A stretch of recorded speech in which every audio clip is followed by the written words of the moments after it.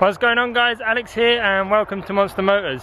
So today it's a lovely day in sunny Kent, and so I decided to do a 5 things I love about the S3, as I've not really seen any on YouTube, and well, I'd quite like to go over exactly what I love about my car and hopefully persuade some of you guys to even buy one if you're thinking about buying one. So let's get it. So first things first, it's the looks of the car. I've always had a soft spot for the new Model S3s, but the Saloon one is just something else. Everyone thinks it's an A4, but when they find out it's actually an S3, they sort of don't really expect it, as I think this is the first time Audi have done the 3 Series in the Saloon form, so not a lot of people know about it, which is quite cool, and it just makes it a little bit different. But then obviously on top of the looks alone, what I've done to it with the wrap, I really like it. It just makes it that little bit more unique. So obviously you know about the satin battleship grey wrap all over the car, but what I still haven't told you guys, but you've probably seen it in one of my other videos, is that I've changed the roof and the rear boot section to one of 3M's new colours. It's called Deep Space, and I was wrapping my sister's boyfriend's car in it, which I'll then do a video on it at some time soon, and I really like the colour, so I had to nick a bit of vinyl. Basically it's a flip colour, so dependent on the angle you're looking at it, it changes colours, so blues, greens, purples, yellow, orange, red. It's just quite an awesome colour, so you can see like the yellowy orangey coming out at that point, but it's a lot easier to see on this rear boot panel bit. So just walking around, it changes so much colour, it's crazy. So a lot of people have seen that and they like it. And I've just picked up my wheels the other day, as I don't know if you saw it in the photo shoot video, they were a bit curbed, as I had an encounter with a curb and lost. So they've been done in Cadbury's purple with flake glitter lacquer, and it looks so much nicer than before. I think this colour really works quite nicely with the grey. I've got to do new centre caps for them, as obviously they couldn't paint it, so I'm probably going to do them in purple with like chrome logo or something like that. But yeah, so that's the first thing that I love about this car.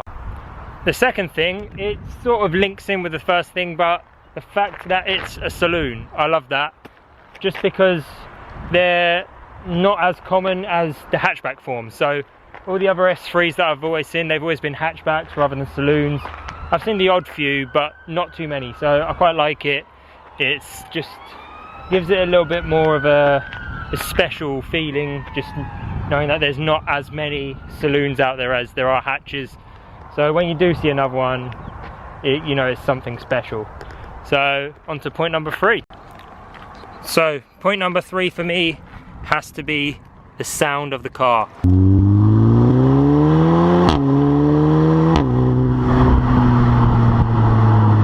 Now I know I've had the exhaust changed, and it's a custom one made by EMP for me, and so nobody else has this exact same system. It's probably similar, but it's like a one-off custom made and all that.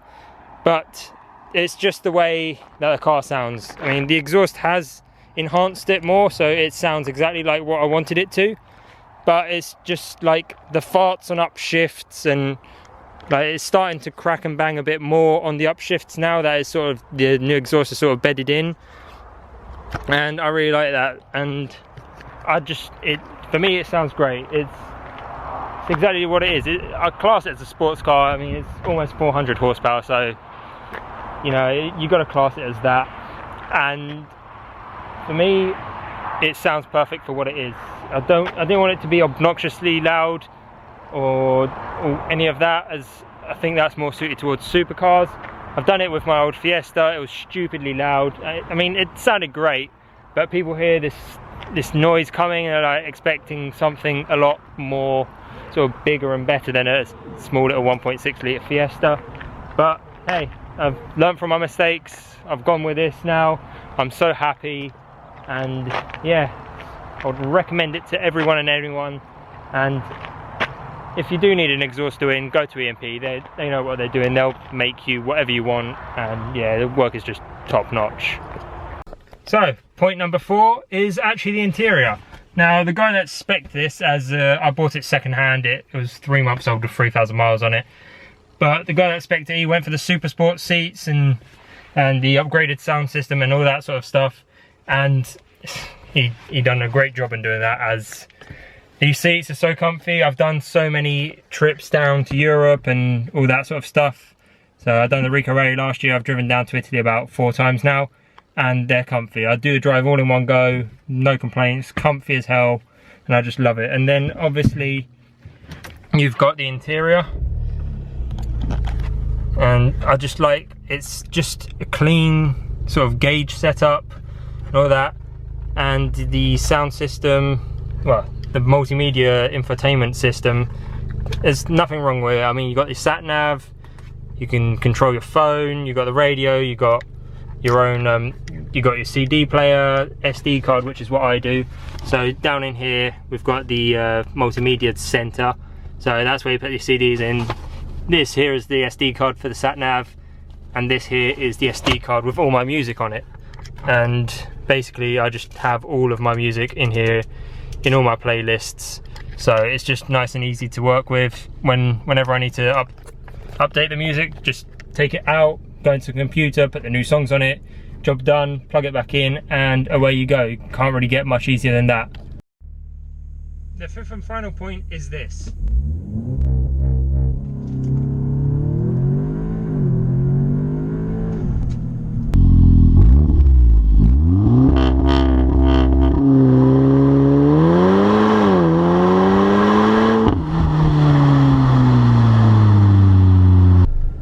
The launch control, it just blows my mind every time. I can't get over it about how good it is. It's just insane how it puts the power down so quickly, and just in a manner that it's just mind-boggling. It literally just throws you back in your seat and away you go. And it just surprises so many cars, like not just the launch control, but obviously the power itself. So I've raced not too long ago a brand new M3 on a private road, of course, and the guy was surprised that I was right up his arse the whole time. And when we stopped, I later found a Facebook post from that guy himself asking, he took photos of the car and he was asking if anyone knows whose car it is, because he was just so impressed that it stayed up. Well, I think if he wasn't in the way, I probably could have overtaken him, but I don't know, it'd be good to see on a track or an airfield or something like that, to put this up ahead, an M3 side by side rather than one behind the other, and just see what wins. So if any of you have an M3 or similar car and have access to an airfield or big open roads where there's no other users and whatnot, then let me know and we'll try and arrange something, as it'll be interesting to see how this puts up against other similar cars like the A45, the M3, just all those sorts of cars that are similar power and whatnot. So it'll be great to do that. But yeah, the power, it's crazy. It gets me every time. I always forget just how much fun this car is. So I hope you guys have enjoyed this quick video, and if you have, make sure to drop it a like and comment with what else you want to see happen with the S3, as I've got a few things that are hopefully going in the works within the next month, and they will sort of like finish the outside of the car for me. So yeah, thanks for watching guys. Make sure you like, comment and subscribe so you don't miss out more, and yeah, I'll catch you in the next video. Cheers.